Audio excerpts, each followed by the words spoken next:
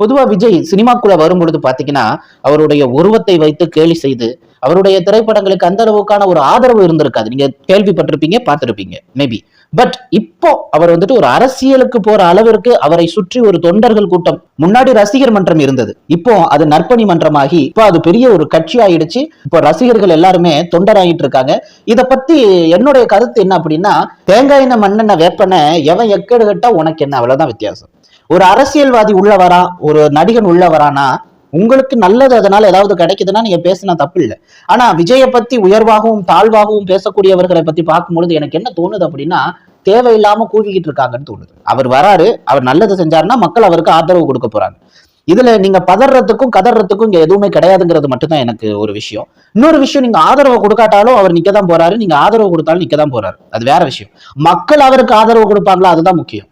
கூட்டம் கூடுதுங்கிறதுனால வந்தவங்க எல்லாரும் தனக்கு தான் ஓட்டு போடுவாங்க